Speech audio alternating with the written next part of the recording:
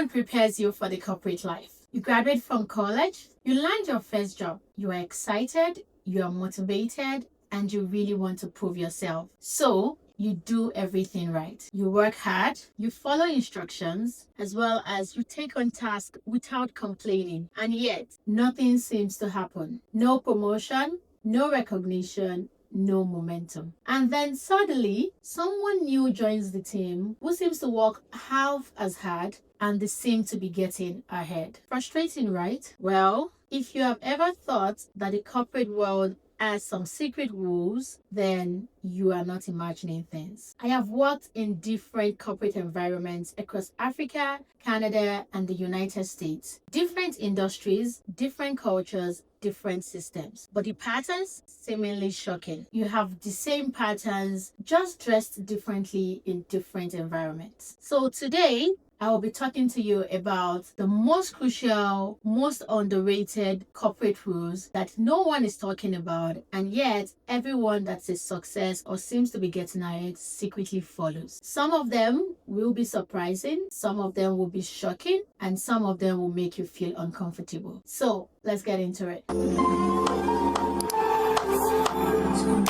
Number 1, never outshine your boss. I said never ever outshine your boss. So I get it. You are new and you want to impress everyone. You want to be the smartest person in the room and you want to be the go-to person for everything. But the truth is, one of the fastest way to stall your career is outshining your boss. The corporate world thrives on power dynamics, whether we like it or not. So your goal is not to outshine your boss. It is to make them look good while you look indispensable. So, for instance, if you're in a meeting and you have an idea, rather than framing it as your own thought, you can share the idea as something that you came up with along with your manager, or as something that you already checked with your manager and got their support about. That way, you are bringing your manager in, you are bringing them also into the limelight. One of my personal experiences was during my internship. At the end of the internship, we all had a presentation and I was asked how my internship experience was. I mean, I could have talked about everything that I did, all the presentations I did. In fact, I did 3 presentations instead of 1. I did 3 projects that I assigned myself to and nobody asked me like we all do. But guess what? I used that time to celebrate my manager. I talked about the special privilege it gave to me to have me intern in 2 different cities, and it gave me the special honor to be at the head office when people in my role did not have that opportunity. I mean, it ended up being a win-win for both of us. It was excited, it was happy, and of course, I got my offer. Yeah. Never outshine your boss. It does you more harm than good. Secondly, praise publicly and criticize privately. Ever seen someone that criticizes their manager or their boss or even their colleagues publicly? Exactly. They never last long. Public criticism is one of the fastest ways to get you enemies in the corporate world. So, if you have a feedback for anyone, I'd advise that you handle it privately and professionally. Instead of saying something like, this doesn't work, you can say, well, this is a great start. I am hoping that we can potentially refine it going forward. You can see they are most likely the same message, but they gave or they landed differently. So be watchful of how you criticize people, especially in public. Thirdly, relationships matter more than you think. You can be great at your job, but if nobody knows you, it might not matter that much. So you want to be intentional about building alliances, finding a network, and being intentional about your community at work. People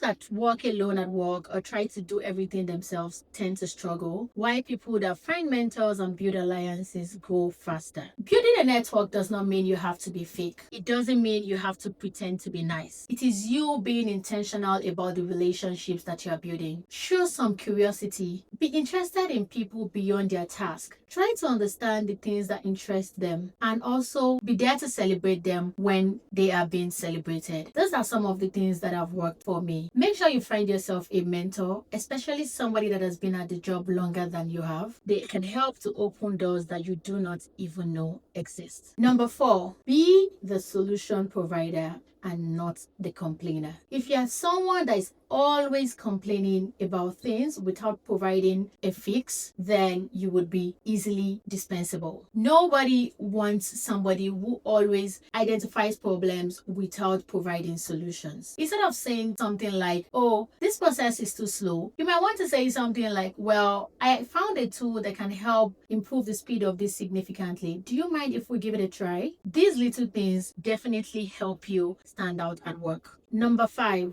don't say this is not my job. I know, everybody feels like everyone is dumping things on their table. But guess what? If you are trying to grow in the corporate world, you have to be very, very adaptable. People that keep saying this is not my job end up staying in the same role for years. Be helpful, be kind, but make sure that when things come up in your team, you are one of the first people to offer a helping hand, even if it's not technically your job. To be honest, my rule of thumb for this is say yes to almost everything. Every opportunity, every way or manner with which you can help, say yes. Just say yes. Next, do not overshare. Your workplace is not your diary and it is not your journal. Yes, you might make amazing friends at work, but workplace friendships are not the same as your personal friendships. Oversharing things like your income, your personal struggles, as well as even your salary details might just go the wrong way. Something that started as a private conversation might end up being office gossip. So you want to be kind, be warm, be helpful, but do not overshare.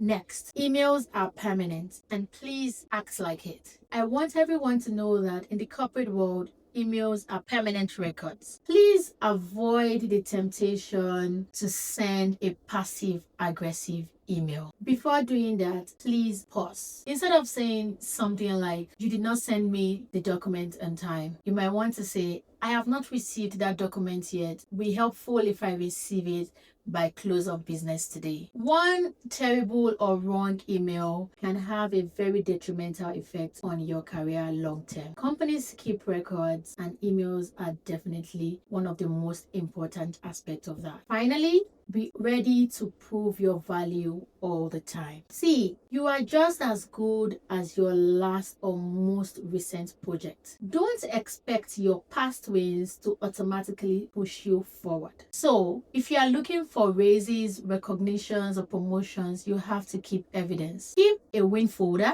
Make sure that you are tracking your records and be able to measure impact. It is important that you have your own evidence and you are able to speak to them. Be ready to speak for yourself when the time arises. The corporate world isn't really about working hard. It's about working smart and playing by the rules. Some of these rules take people years to learn the hard way. So if this video saved you just one of those years, it's definitely worth it. Let me know the ones that surprised you and let me know the ones that you've had to learn the hard way. I will be reading all of your comments because I am always in the comment section. If you found this video helpful, go ahead and subscribe and like this video. I'll see you next time. Take care. Bye. The Lord bless you and keep you. The Lord make his face shine on you and be gracious to you. The Lord turn his face toward you and give you peace. Numbers 6:24-26.